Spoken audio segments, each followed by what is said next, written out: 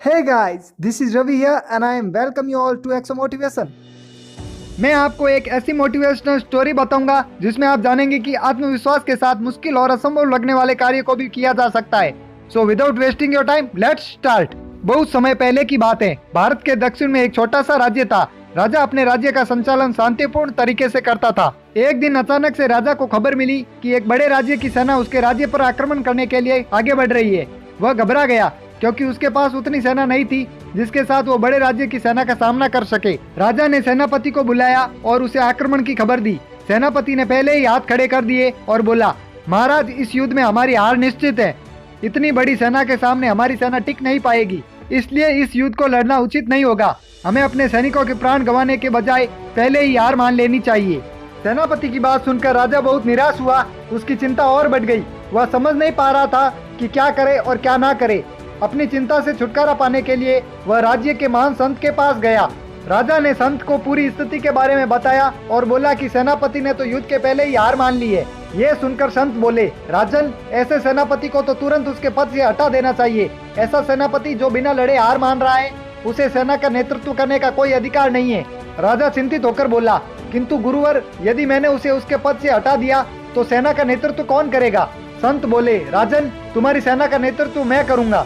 राजा सोच में पड़ गया कि संत युद्ध कैसे लड़ेंगे। उन्होंने तो कभी कोई युद्ध नहीं किया है, किंतु कोई अन्य विकल्प न होने के कारण राजा ने संत की बात मान ली और उन्हें अपनी सेना का सेनापति बना दिया। सेनापति बनने के बाद संत ने सेना की कमान संभाल ली और सेना के साथ युद्ध के लिए निकल गए। रास्ते में एक मंदिर आया। मंदिर के सामने संत ने सेना को रोका और सैनिकों से बोले, यहाँ कुछ देर रुको, मैं मंदिर में जाकर भगवान से पूछ कर आता हूँ कि हमें युद्ध में विजय प्राप्त होगी या नहीं।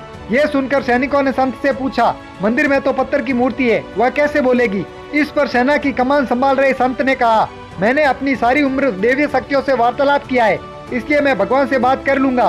तुम लोग यहीं रुककर मेरी प्रतीक्षा करो। ये कहकर संत मंदिर में चले गए। कुछ देर बाद जब वे वापस लौटे तो सैनिकों ने पूछा, भगवान ने क्या कहा? संत बोले, भगवान ने कहा कि यदि रात में इस मंदिर में प्रकाश दिखाई दे तो हमारी विजय निश्चित है। पूरी सेना रात होने की प्रतीक्षा करने लगी। रात हुई तो मंदिर में उन्हें प्रकाश दिखाई दिया। ये देख सेना खुशी से झूम उठी। उन्हें विश्वास हो गया कि अब वे युद्ध जीत जाएंगे। उनका मनोबल बढ़ गया और वे जीत के इरादे से युद्ध के मैदान में पहुंचे। युद्ध 21 दिन तक चला। सैनिक अपनी पूरी जी जान से लड़े। फलस्वरूप उनकी विजय हुई। विजयी सेना के वापस आते समय फिर वही मंदिर आया। तब सैनिकों ने संत से कहा कि भगवान के कारण हमारी विजय हुई है, आप जाकर उन्हें धन्यवाद दे आए। संत बोले, इसकी कोई आवश्यकता नहीं है।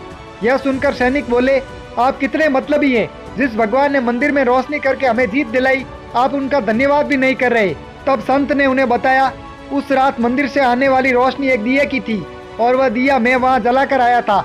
दिन में तो वो रोशनी दिखाई नहीं पड़ी, किंतु रात होते ही दिखाई देने लगी। दिए की रोशनी देखकर तुम सबने मेरी बात पर विश्वास कर लिया कि युद्ध में विजय हमारी होगी। इस तरह तुम सबका मनोबल बढ़ गया और तुम जीत के विश्वास के साथ युद्ध के मैदान में गए और असंभव लगने वाली जीत तुमने प्राप्त करी। दोस्तों, इस कहानी से हम यह जान चुके हैं कि किसी भी फील्ड में सफलता प्राप्त करने के लिए मेहनत और कोशिश के साथ ही आत्मविश्वास होना भी बहुत जरूरी है। आत्मविश्वास हमारा मनोबल बढ़ाता है और हमारे अंदर एक जोश भरता है। यदि हम आत्मविश्वास के साथ कार्य करें तो कार्य चाहे कितना ही मुश्किल क्यों न हो, सफलता निश्चित होती है। खुद पर विश्वास रखें और परिश्रम करते रहें। हमारी सोच ही आगे चलकर वास्तविकता का रूप लेती है, इसलिए अपनी सोच पर ध्यान दें। हमेशा पॉजिटिव सोचें ताकि पॉजिटिव परिणाम प्राप्त हो।